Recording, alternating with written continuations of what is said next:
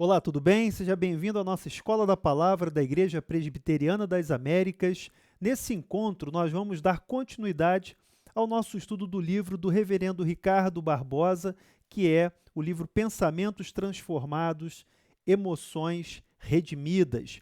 Nós já estudamos no encontro anterior aquela parte introdutória, aquele primeiro capítulo, e nesse encontro de hoje nós vamos estudar o capítulo 2, a parte 2 do livro, que trata do medo e da insegurança, medo e insegurança.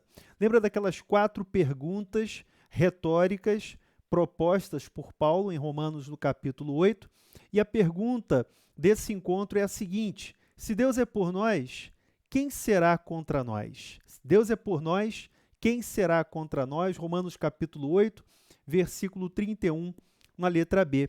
Eu quero te convidar ao momento de oração, para que nós, nessa hora, nos coloquemos diante do Senhor, pedindo a orientação, a iluminação do Espírito Santo, para que Deus fale aos nossos corações, para que Deus conduza as nossas vidas nessa hora, cada palavra, cada pensamento, que seja orientado pelo Espírito de Deus e que assim Deus venha transformar as nossas vidas através da sua palavra e que o medo, a insegurança, esses sentimentos, essas questões que muitas vezes nos afligem, possam ser vencidas à luz da palavra de Deus. Vamos orar juntos? Senhor nosso Deus, nós te agradecemos por essa oportunidade que o Senhor nos concede nesse dia de nós estudarmos a tua palavra, Pai. Que o Senhor seja conosco nessa hora, que cada palavra, cada pensamento, cada momento desse estudo seja conduzido pelo teu Espírito. Que o Senhor seja conosco, que o Senhor nos abençoe e nos dirija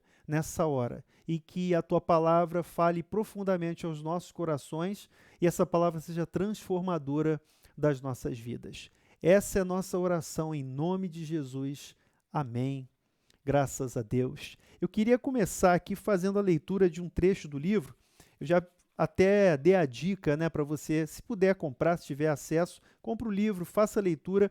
Aqui a gente está trazendo algumas ideias sobre esse material e eu reforço todo o crédito, tudo que está escrito aí aparece na tela, todas as referências são do livro do Reverendo Ricardo Barbosa de Souza.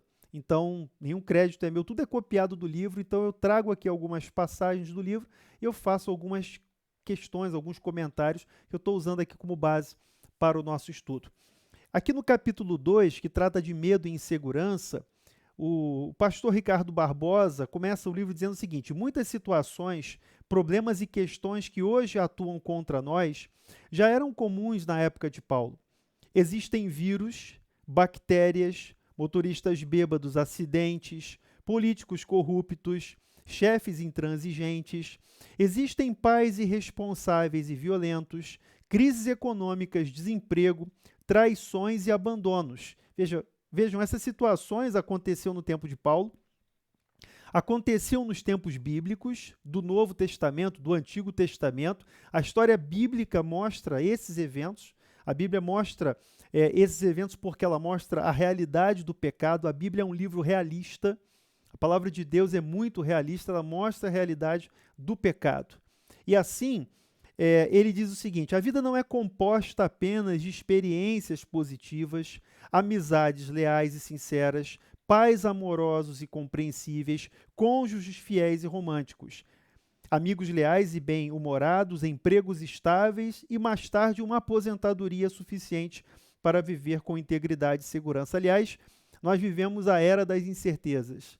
A verdade é que hoje nós vivemos um tempo de incertezas, um tempo de insegurança. A sociedade, as pessoas, a humanidade em geral vive essa sensação de insegurança, essa realidade em que as relações não têm mais perenidade, as relações são, né, como a filosofia mais moderna tem afirmado, né, nós estamos no período da chamada sociedade líquida, as relações são líquidas, então as pessoas não têm mais compromisso, fidelidade, então é a realidade que nós vivemos nesse presente século, nesse momento, e ele continua dizendo o seguinte: muitos enfrentam problemas graves de saúde e passam por situações econômicas difíceis, divórcio, desemprego e sofrem desilusões e frustrações.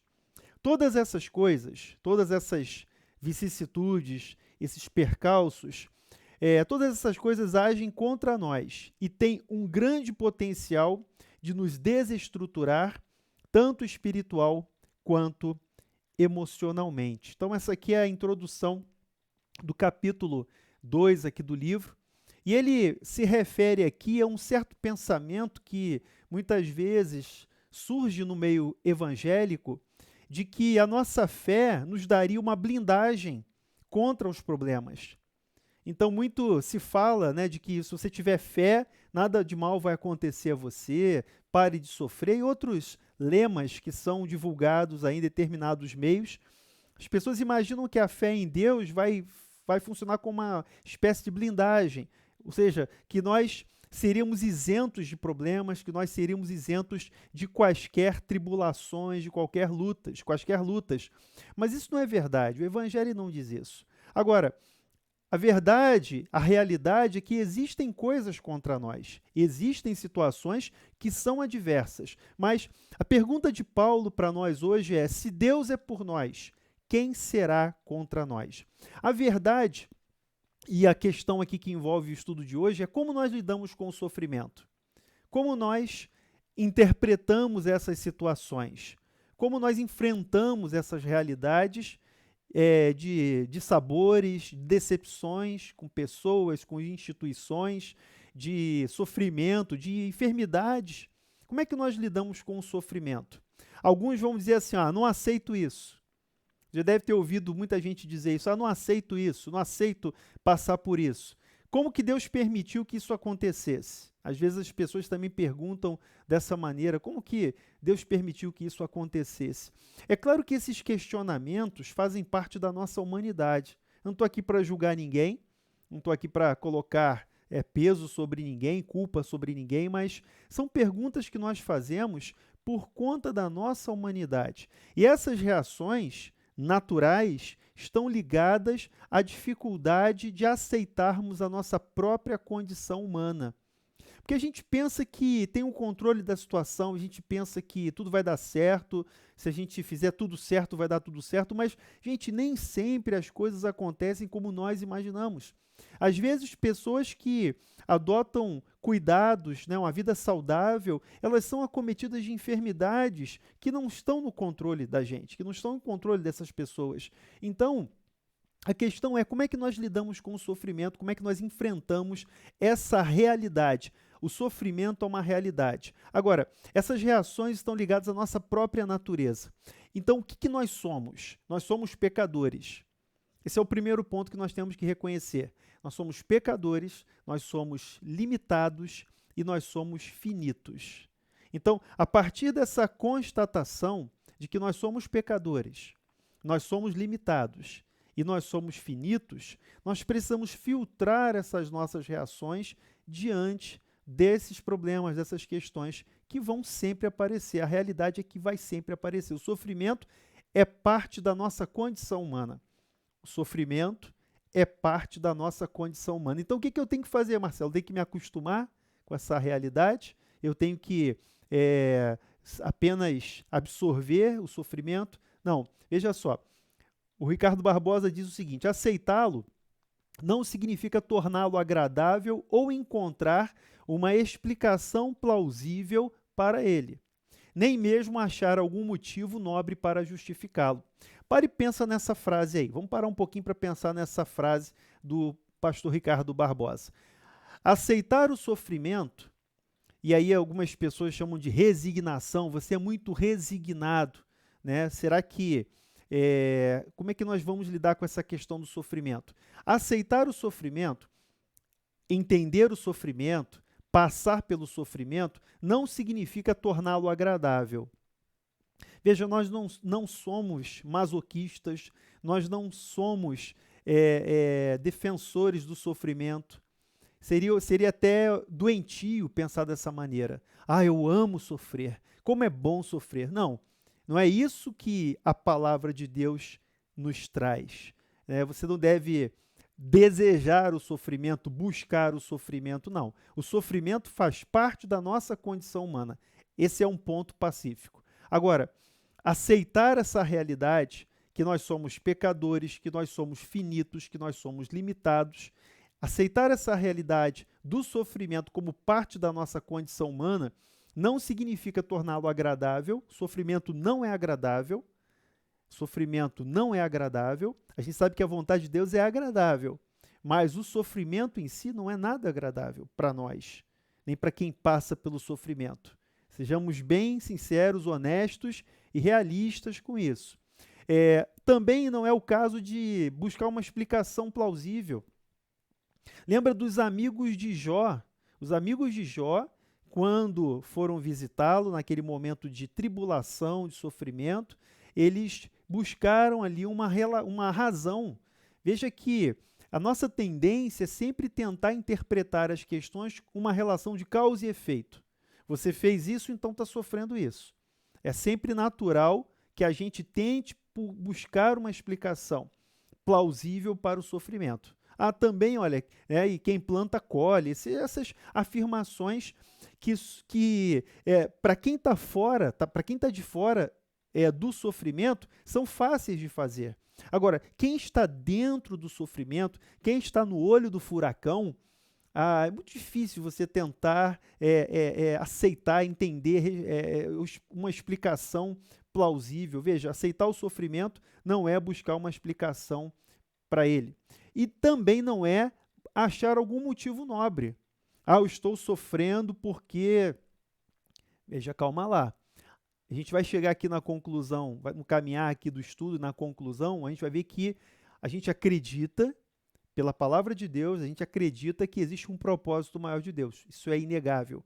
Nós cremos na vontade soberana de Deus, nós cremos no propósito de Deus, dos seus decretos, naquilo que Ele quer fazer e aquilo que Ele executa, segundo a sua vontade. Então, Deus é poderoso para fazer tudo aquilo que Ele quiser.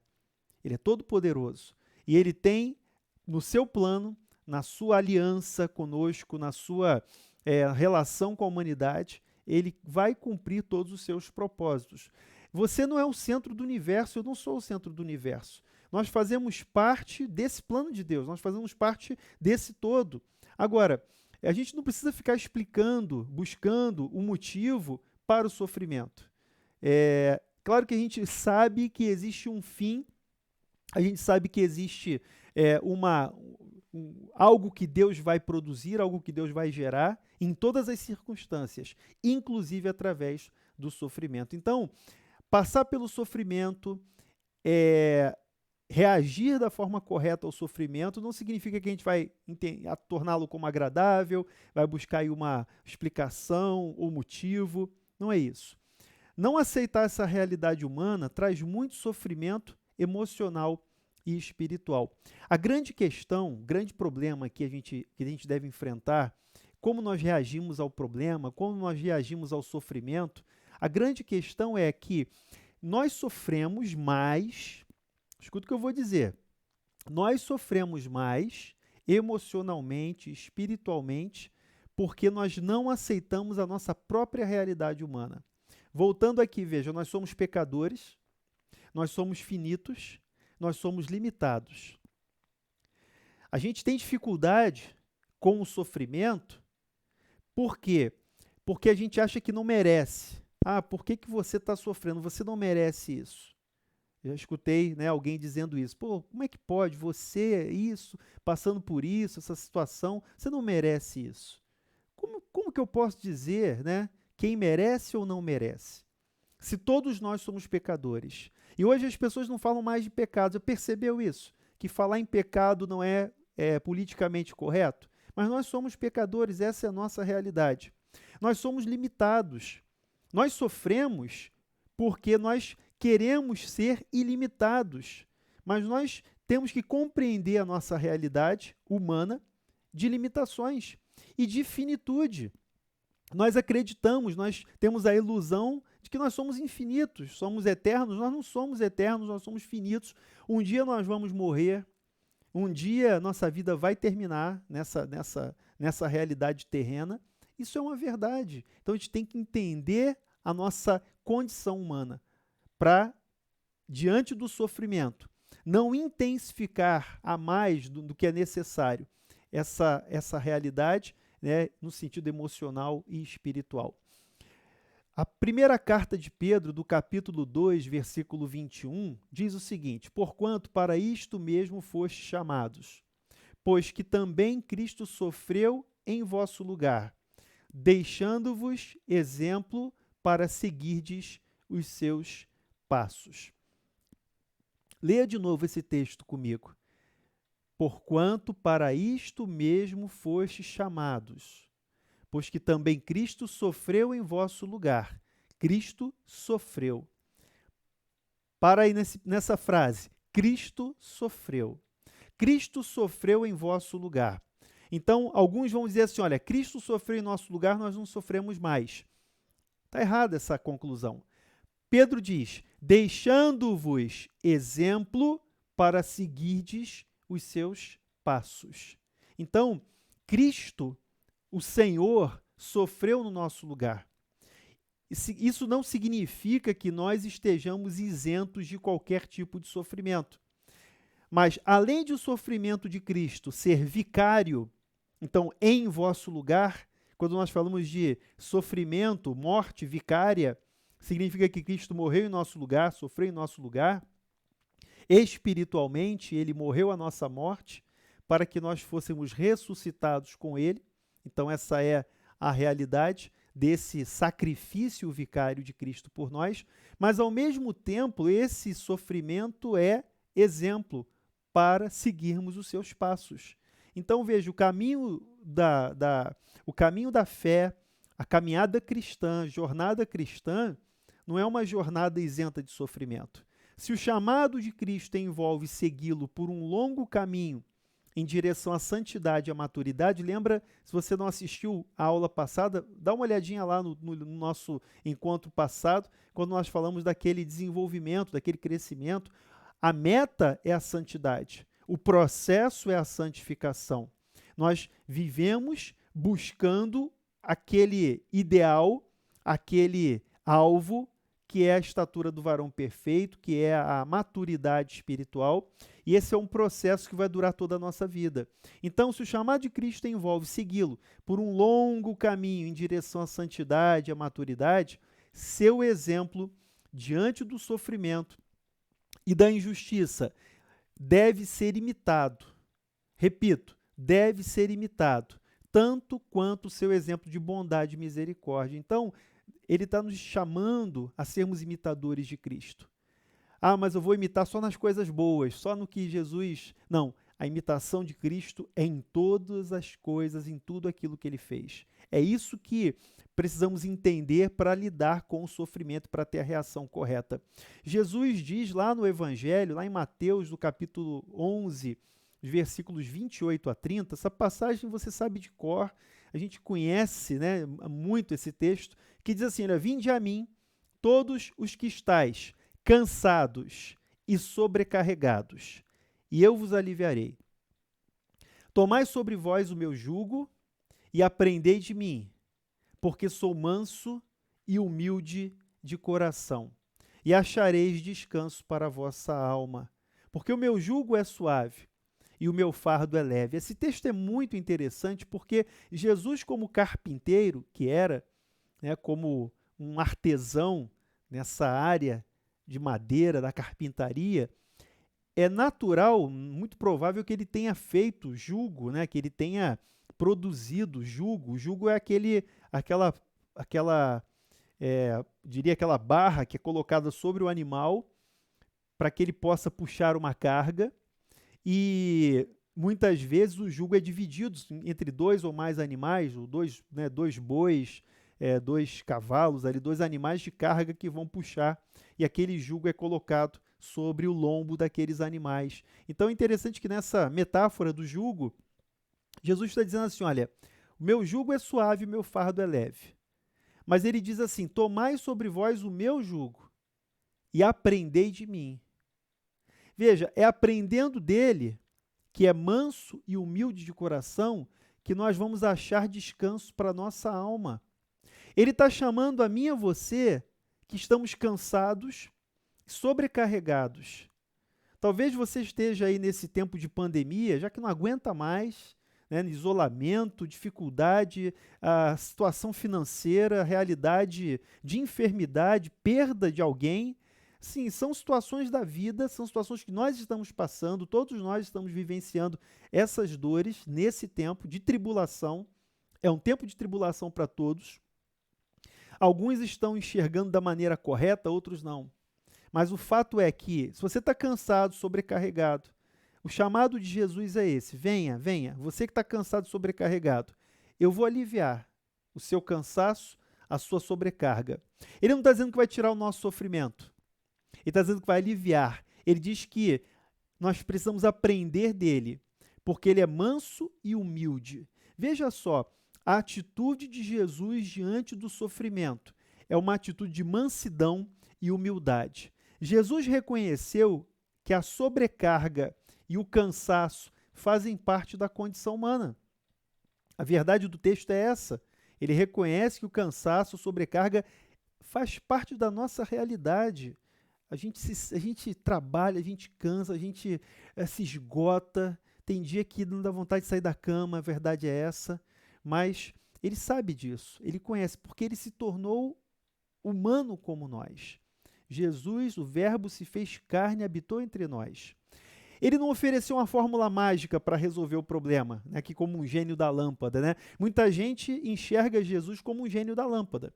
Muita gente enxerga a Deus como um resolvedor de problemas, como alguém que vai resolver, né, as nossas questões. Ele não disse: vou fazer com que tudo de ruim desapareça.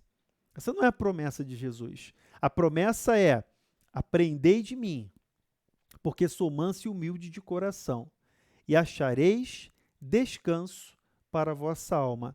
Se a nossa alma está aflita, cansada, sobrecarregada, veja, a alma só encontra descanso em Deus.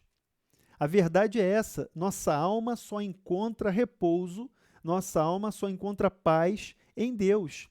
Jesus não ofereceu uma fórmula mágica para resolver os nossos problemas. Ele ofereceu a sua humildade e a sua mansidão. É isso que ele oferece. Eles aprendam comigo. Enfrentem os problemas como eu enfrento. É isso que ele está dizendo em Mateus, no capítulo 11, de 28 a 30. Ele não está dando uma questão, né, uma solução mágica para os nossos problemas, mas ele está propondo o seguinte: toma o meu jugo, aprenda de mim. Eu sou manso e humilde de coração. E você vai encontrar descanso para a sua alma. Você vai encontrar a resposta que a sua alma precisa. Veja, ele está dizendo: reajam como eu reajo aos problemas. Aprendam comigo. Façam da maneira como eu faço. Jesus sofreu. O profeta Isaías diz que ele era varão de dores e homem que sabe o que é sofrer. E a vida de Jesus mostra isso. Ele foi rejeitado. Ele foi vítima de preconceito. Ele foi vítima de preconceito. Lembra quando Natanael ali é falado para ele: olha, eu achei o Messias. De onde que ele vem? Ah, de Nazaré. Ele falou: de Nazaré vem alguma coisa boa? Jesus foi vítima do preconceito também. Jesus foi vítima da opressão humana, do poder humano, da maldade humana. Ele foi cuspido, espancado, ele foi açoitado, ele foi crucificado por nós. Mas veja, como ovelha, ele não abriu a boca, ele se entregou por nós. Então ele apresenta essa proposta, ele oferece sua humildade e a sua mansidão. Ao realismo de Jesus, né, era claro o suficiente para alertar os discípulos das dificuldades que enfrentariam ao longo da caminhada. Então, o realismo de Jesus era claro o suficiente para alertar a mim e a você, os discípulos na época, dos percalços, das dificuldades da caminhada. Então, não se iluda. O Evangelho não é uma ilusão. O Evangelho não é uma anestesia que a gente recebe para não sentir dor. O Evangelho é o poder de Deus para transformar nossa mente, para transformar nossa vida e para nós enfrentarmos esses problemas. E eu queria que você pensasse nessas 3 passagens aí. Eu vim para que tenham vida e a tenham em abundância. Esse versículo nós comentamos no encontro passado. Eu vim para que tenham vida e vida em abundância. Eu pergunto, como conciliar essa vida em abundância prometida por Jesus com João 16:33? Estas coisas vos tenho dito para que tenhais paz em mim. No mundo passais por aflições. No mundo passais por aflições, mas tende bom ânimo. Eu venci o mundo. Veja aí em vermelho, eu venci o mundo. Jesus diz que é manso e humilde de coração. Ele nos oferece sua mansidão, sua humildade, para que nós enfrentemos os problemas. Ele está dizendo, eu venci o mundo. Como é que Jesus venceu o mundo? Com mansidão e humildade. Mansidão e humildade que ele oferece para nós, que ele apresenta para nós como descanso para a nossa alma, para nós aprendermos dele. Foi assim que ele venceu o mundo. Então veja como é que eu posso conciliar a vida em abundância com a vida de aflição. Jesus venceu o mundo com humildade, com a sua atitude de mansidão, o seu caráter manso, ele venceu. E lá em Lucas 9:23, ele dizia a todos, e aí é interessante que essa passagem aparece nos 3 evangelhos sinóticos, Mateus, Marcos e Lucas, mas eu coloquei só aqui a passagem de Lucas 9:23 para a gente recordar. Dizia a todos, se alguém quer vir após mim, a si mesmo se negue. Dia a dia tome a sua cruz e siga-me. Então, a chamada do discipulado, a chamada do evangelho, a chamada de seguir Jesus é essa aí. Dia a dia, tome a sua cruz e siga-me. Se alguém quer vir após mim, a si mesmo se negue. Então, veja, não é que você vai deixar de existir, você vai se anular, não.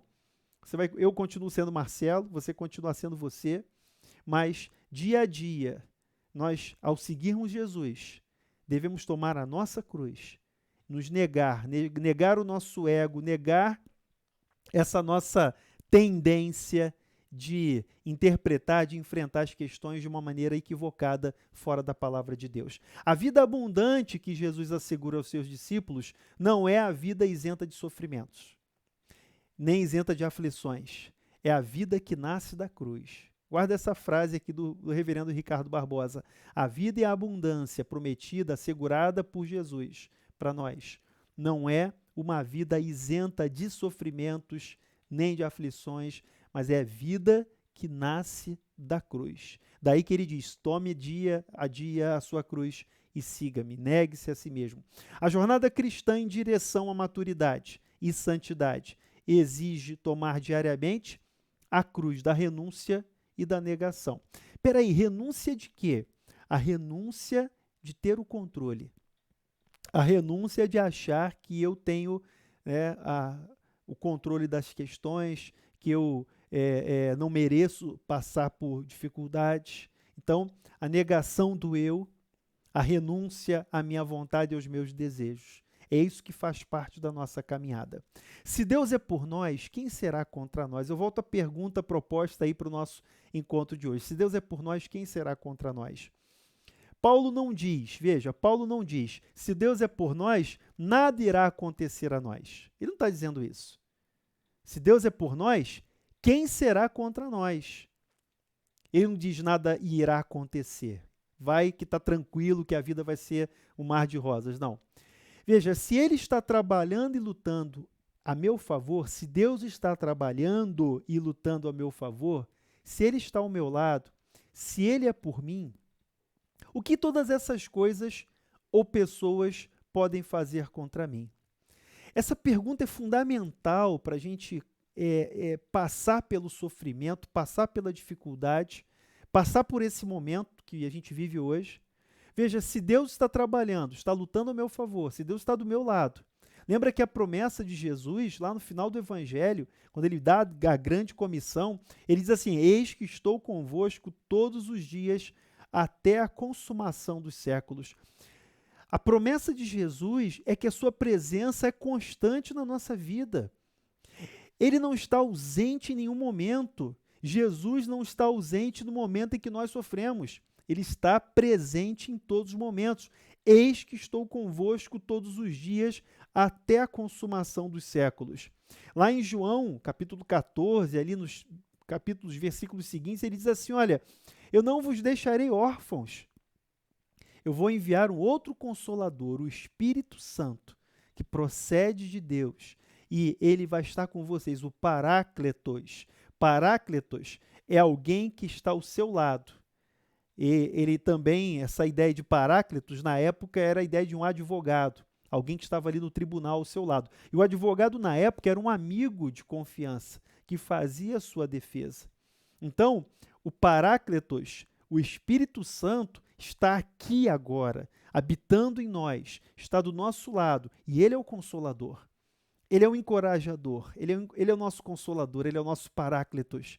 E eis que estou convosco todos os dias até a consumação do século. Se Deus é por nós, quem será contra nós? Veja, os sentimentos de medo, rejeição e abandono são grandes obstáculos emocionais ao crescimento e ao amadurecimento. Eu queria que você pensasse esses três elementos aqui. O tema de hoje é medo e insegurança. Lembra? Medo e insegurança. Medo, rejeição e abandono. São três sentimentos que nós vivemos que nos atrapalham muito na caminhada, no crescimento. São questões emocionais que criam dificuldades para nós avançarmos na nossa jornada de maturidade cristã. Então, o medo, a rejeição e o abandono.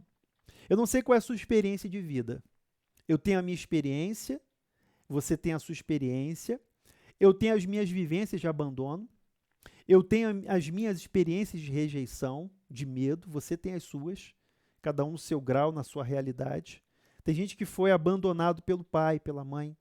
Tem gente que foi rejeitado pelos pais. Tem gente que passou por uma situação de rejeição no relacionamento. Isso traz marcas profundas, o nosso passado, a nossa realidade vivida, ela pode gerar algumas dificuldades, alguns obstáculos para o nosso crescimento, para a nossa confiança em Deus. Lá em 1 João capítulo 4, versículo 18, o apóstolo diz o seguinte, ora, o medo produz tormento. O medo produz tormento. Já percebeu que às vezes nós temos medo de coisas que nunca vão acontecer? Ou então nós repetimos mentalmente experiências que aconteceram e aquilo ali gera medo em relação ao presente, ao futuro, coisas que vêm do passado e elas criam uma sensação de medo para a gente, um sentimento de medo, e o medo paralisa. João está dizendo, o medo produz tormento. É claro que João está falando aqui não num contexto psicológico. João está falando aqui em João capítulo 4, a primeira carta de João capítulo 4, 18, ele está falando num contexto espiritual. Ele diz que o verdadeiro amor lança fora o medo. O medo produz tormento. Logo, aquele que teme não é aperfeiçoado no amor. Aquele que tem medo não é aperfeiçoado no amor. E ele diz que o amor verdadeiro lança fora todo medo. E ele diz que nós o amamos porque ele nos amou primeiro. Deus nos amou primeiro. Por isso nós o amamos. Veja, medo, rejeição e abandono. Essas três questões, essas três questões emocionais podem gerar uma dificuldade no nosso crescimento espiritual. E eu queria que você fosse muito sincero com essa abordagem que eu estou fazendo aqui, que é a abordagem do livro. Tá? Eu queria que você fosse, é claro que você está aí acompanhando o estudo, ninguém está te julgando, não estou te vendo, você não está me vendo aqui pessoalmente, aqui, né, cara a cara, mas através aqui dessa aula, né, online. Mas veja, seja bem franco, seja bem sincero, honesto com essa questão. O medo, a rejeição e o abandono. Uma consequência desses sentimentos é a dificuldade de estabelecer relações de confiança. Isso é verdade. Quando nós fomos abandonados, um dia, esse abandono, ele gera um bloqueio para a gente entrar numa relação de confiança, estabelecer relações novas de confiança, porque alguém nos abandonou, porque alguém nos rejeitou.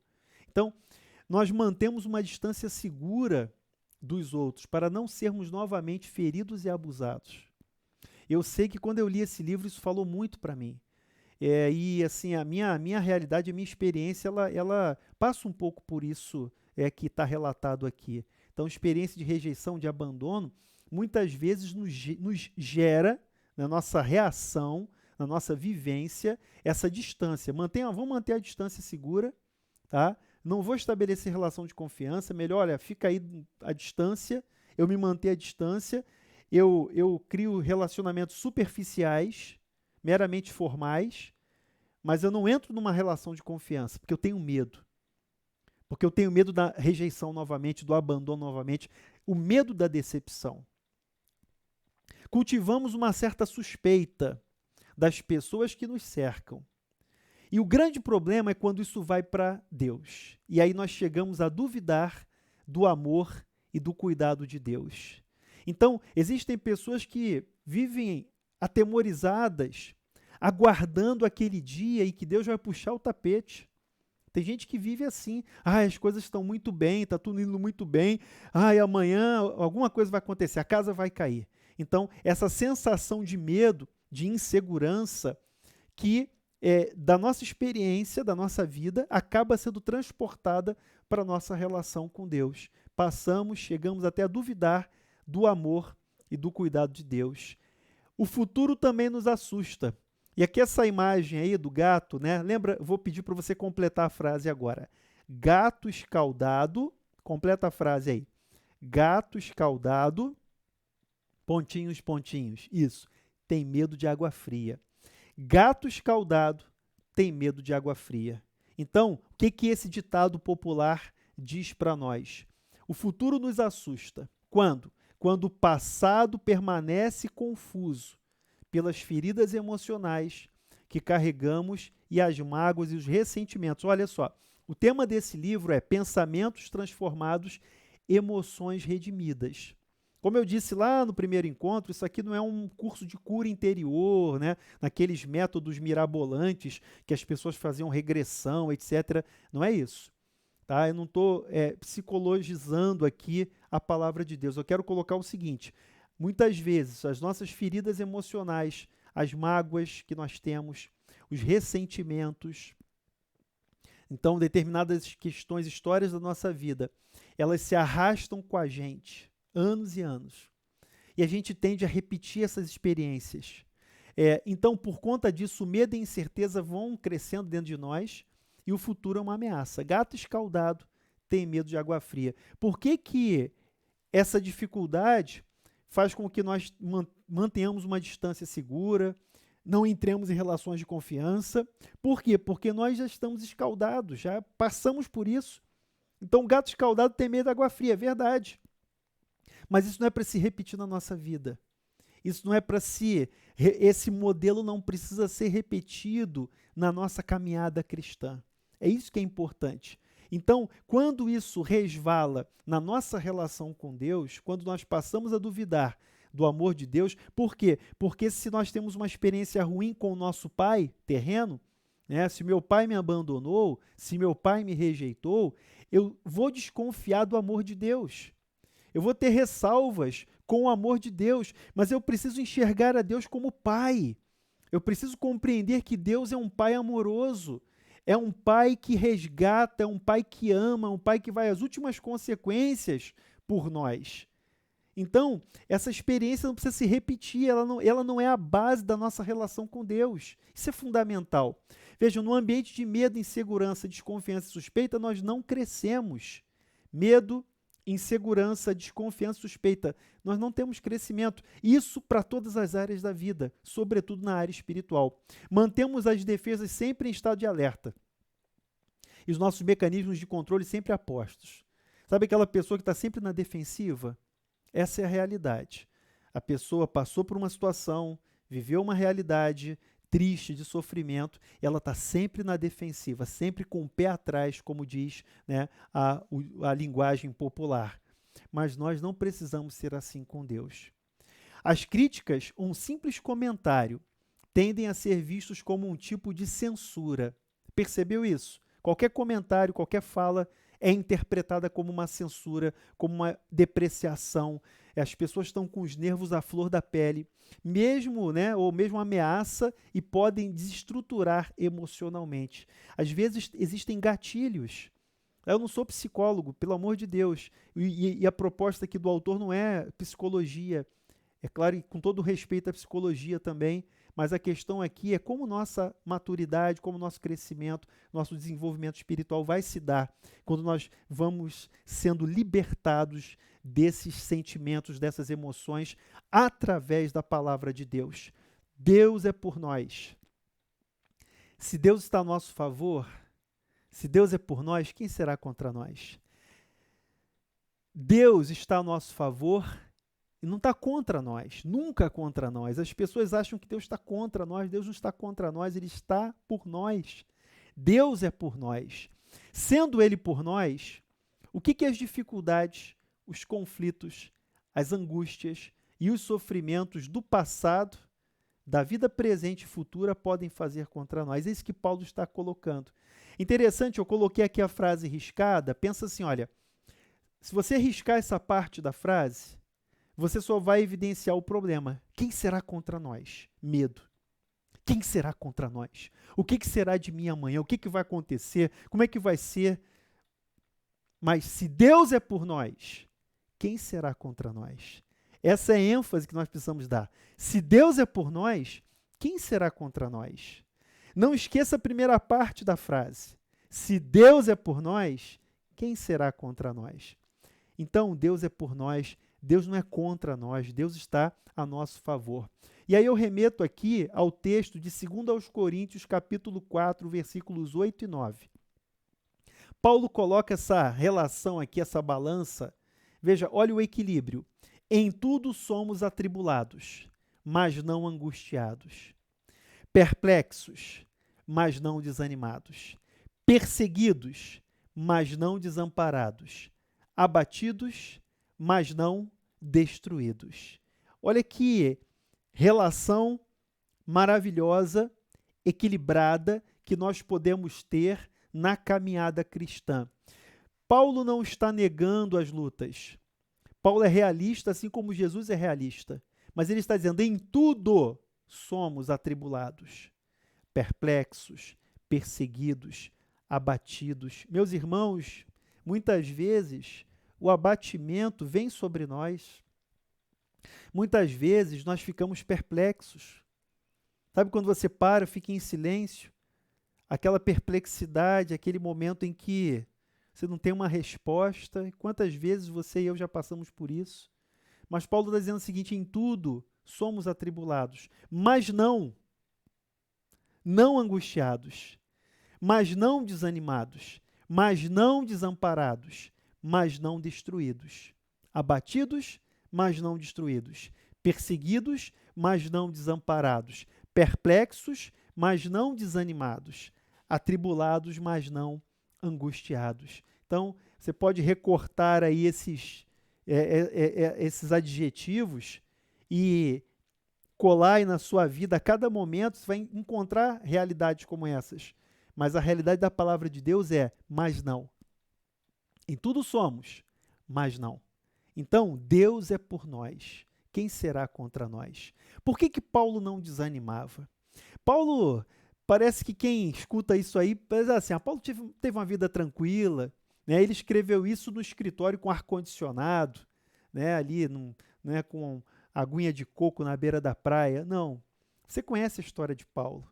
Você conhece os momentos de Paulo. Foi apedrejado, foi açoitado, sofreu naufrágios, foi picado por uma cobra, foi preso, zombado, perseguido. Eu acho que a história de Paulo diz muito daquilo que ele está contando aqui, quando ele fala que Deus é por nós, e quem será contra nós? Por que Paulo não desanimava? A resposta aqui em 2 aos Coríntios, ainda no capítulo 4, nos versículos 16 a 18, a palavra de Deus diz, por isso não desanimamos. Paulo, por que você não desanimou? Pelo contrário, mesmo que o nosso homem exterior se corrompa, contudo o nosso homem interior se renova de dia em dia. Porque a nossa leve e momentânea tribulação produz para nós eterno peso de glória, acima de toda comparação. não atentando nós para as coisas que são, as coisas que se veem, mas nas que não se veem, porque as que se veem são temporais, e as que se não veem são eternas. Por isso que Paulo não desanimava. Ele sabia, veja, primeiro motivo, ele tinha consciência da necessidade do fortalecimento interior e da fragilidade do corpo. Ele está dizendo o seguinte: ainda que o nosso homem exterior se corrompa, ainda que eu perca minha saúde, ainda que eu envelheça, ainda que eu tenha limitações físicas externas, o nosso homem interior se renova. É o crescimento, é a caminhada da maturidade. O nosso homem interior se renova de dia em dia. Então ele tinha essa consciência, essa clara consciência da necessidade do fortalecimento interior e da fragilidade do corpo.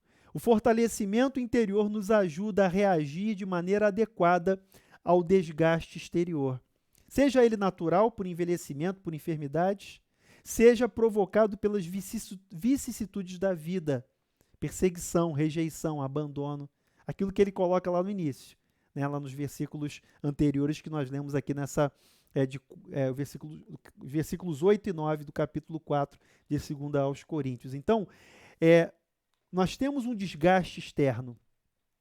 Perceba, há um desgaste externo, seja pelo nosso cansaço físico, seja pelo nosso desgaste de saúde, seja pelo nosso envelhecimento, que é um processo natural, seja por questões da vida, perseguições, lutas, dificuldades, coisas que nós não temos controle, nós não temos nem como evitar.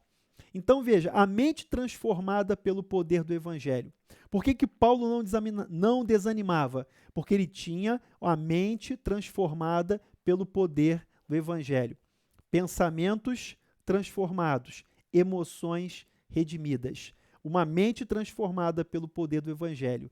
Então, em virtude de sua mente transformada pelo poder do Evangelho, ele sabia que, apesar do cansaço e do desgaste físico, todas aquelas tribulações e perplexidades não teriam o poder de abalar a certeza de que Deus era por ele.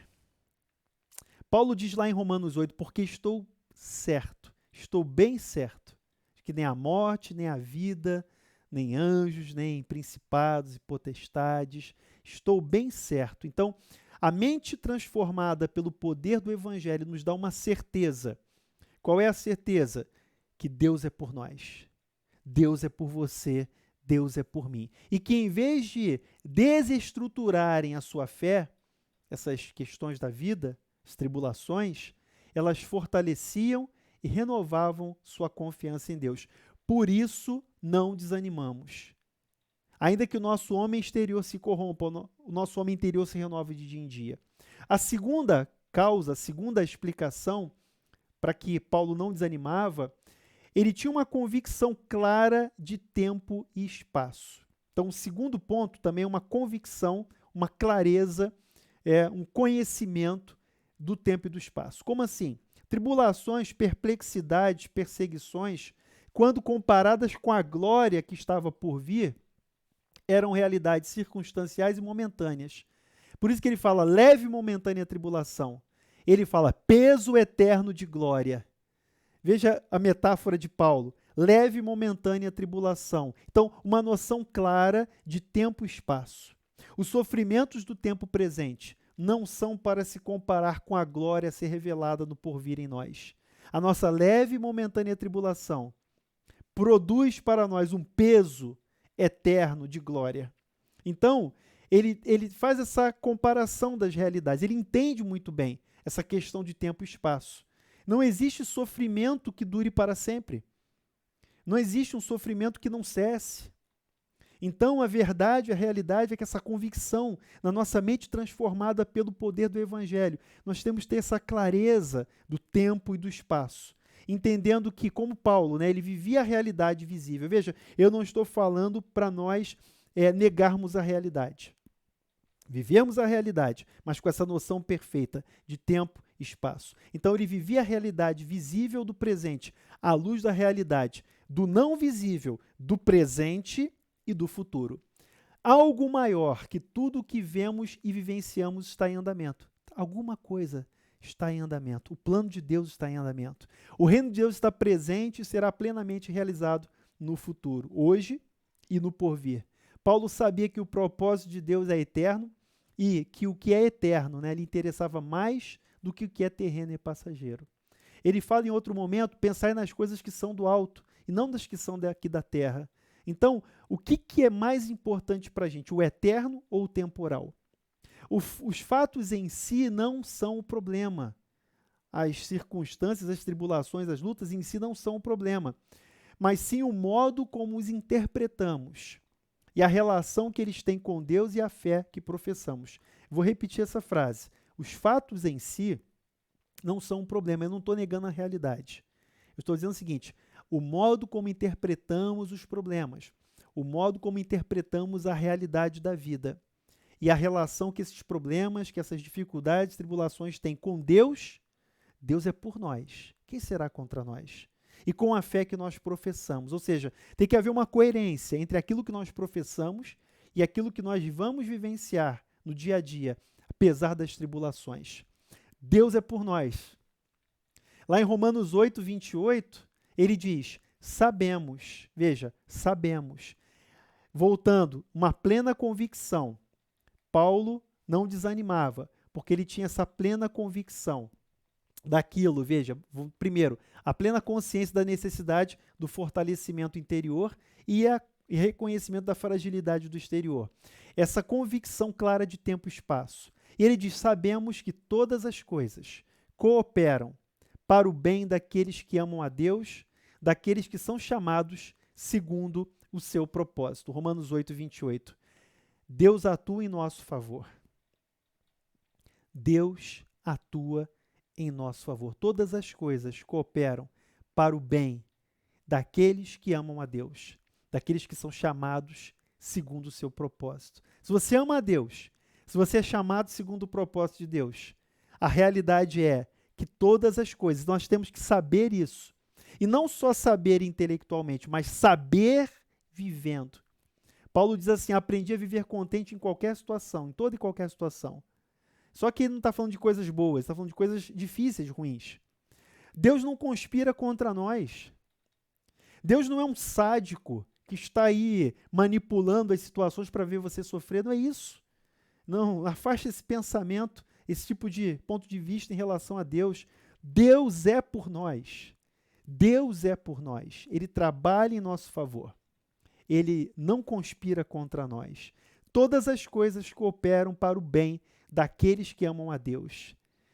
Todas as coisas, aparentemente coisas ruins, mas cooperam para o bem daqueles que amam a Deus, que são chamados segundo o seu propósito. Chegando à parte final do nosso estudo, vamos à aplicação. Quero colocar algumas perguntas que são do autor aqui, do Ricardo Barbosa. Eu queria que você pensasse essas perguntas para fazer uma aplicação. Tá? Vamos fazer a aplicação? Se Deus é por nós, por que agimos como se Ele fosse contra nós? Muitas vezes. Já viu quando a pessoa diz assim, olha, eu acho que eu joguei pedra na cruz. Já ouviu essa expressão? Eu acho que eu joguei pedra na cruz, não é possível. Tire isso da sua cabeça. Você não jogou pedra na cruz, você não estava lá na hora. E não é isso, a questão não é essa. Nós devemos entender que se Deus é por nós, por que nós vamos agir como se Ele fosse contra nós? Porque sentimentos de medo, insegurança, abandono e desconfiança nos acompanham todas as vezes que enfrentamos uma situação difícil. Talvez nem tudo ao mesmo tempo, mas medo, insegurança, abandono, desconfiança, quando nós passamos pelo vale. O Salmo 23 diz que ainda que eu passe pelo vale da sombra da morte, não temerei mal nenhum. Por quê? Porque eu sou forte? Não. Porque tu estás comigo. Ele está no vale com a gente. Ele está no vale da sombra e da morte com a gente. E diz que a vara e o cajado nos consolam. A tua vara e teu cajado me consolam. Então, por que estamos sempre querendo ter tudo sob controle? A gente tem essa mania de querer ter as coisas sob controle, seja no aspecto financeiro, seja na questão da nossa saúde. Olha, gente, eu conheço pessoas saudáveis, pessoas que vivem uma vida saudável, atletas, mas que passaram por uma situação de câncer. como explicar isso? Não existe uma explicação lógica. Mas veja, nós não temos o controle. Então, por que nós queremos ter tudo sob controle, mesmo sabendo que isso não é possível? Essa falsa, né, sensação de controle. E a última pergunta: por que as nossas emoções e sentimentos não acompanham nossos pensamentos e convicções a respeito da bondade e do cuidado de Deus? E eu quero, dentro dessa questão, eu queria dizer o seguinte, né? Por que a gente sabe de determinadas verdades sobre a bondade e o cuidado de Deus? O salmista, no Salmo 23, diz: bondade e misericórdia me seguirão todos os dias da minha vida, habitarei na casa do Senhor para todos sempre. Por que as nossas emoções e sentimentos não acompanham o que a gente intelectualmente sabe? Lembra que a gente está falando aqui de pensamentos transformados, emoções redimidas. Então, são questões para a nossa aplicação. Essas 4 perguntas para que você e eu nos façamos. E que a gente coloque um exame aqui nesse momento para a nossa vida. As convicções e os pensamentos de Paulo moldaram suas emoções e os seus sentimentos. Então, o que Paulo sentia, o seu emocional, os seus sentimentos, estavam moldados pelos seus pensamentos, suas convicções. Então, vamos pensar o seguinte: não são as minhas emoções, os meus sentimentos, não é o que eu sinto. Ai, estou sentindo um arrepio aqui hoje. Você não precisa sentir. Você não precisa experimentar alguma coisa sensorial para crer. Então, não são as nossas emoções, os nossos sentimentos que determinam a nossa relação com Deus. Na verdade, é a nossa convicção, é aquilo que nós aprendemos da palavra de Deus, nossas convicções e pensamentos que vão moldar as nossas sensações, nossos sentimentos e emoções. Se Deus é por nós, quem será contra nós? Eu queria colocar esse quadrinho aqui, já caminhando para a nossa conclusão, nessa última aplicação, e dizer o seguinte: a experiência da conversão nos redime e liberta das marcas da nossa história. Guarda bem esse quadrinho, fotografa aí, salva aí na sua tela. Veja só, nós somos reconciliados com Deus. Olha o ciclo. Nós somos adotados como filhos de Deus. Nós somos amados e perdoados por Deus. Nós aprendemos a perdoar. E assim, Deus nos reconcilia com o nosso passado e o redime. Então, veja, Deus, nesse processo todo, começa tudo com a nossa reconciliação com Deus.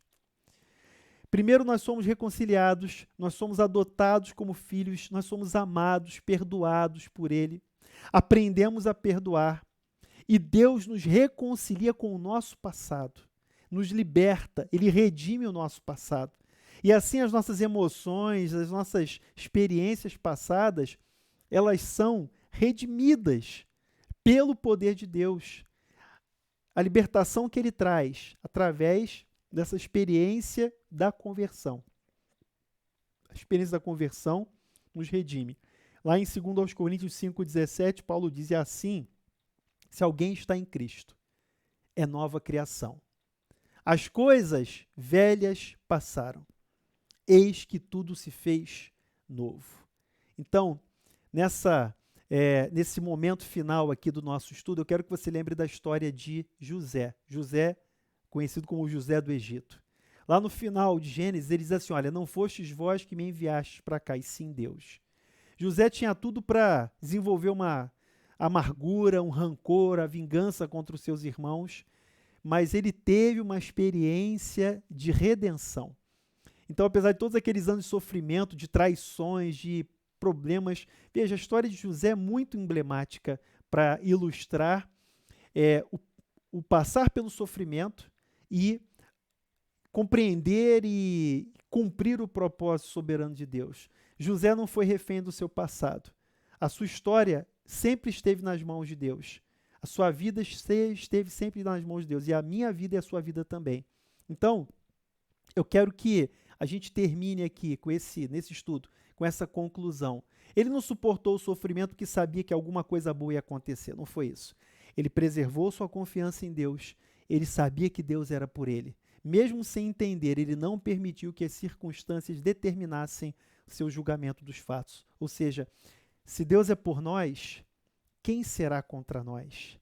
Se Deus é por nós, quem será contra nós? Eu queria que você guardasse do coração essa palavra e que Deus, assim, operasse uma transformação nas nossas vidas. Pai, te agradecemos por esse estudo e te pedimos, Senhor, que a tua palavra venha como uma dinamite, o teu evangelho venha como uma dinamite, rompendo, Senhor, todas as resistências das nossas emoções, nossos sentimentos, das nossas lembranças, Senhor, que haja uma libertação, uma redenção dessas emoções, através de uma mente transformada pelo poder do evangelho. Essa é a nossa oração, em nome de Jesus. Amém. Que Deus te abençoe e até o nosso próximo encontro da Escola da Palavra.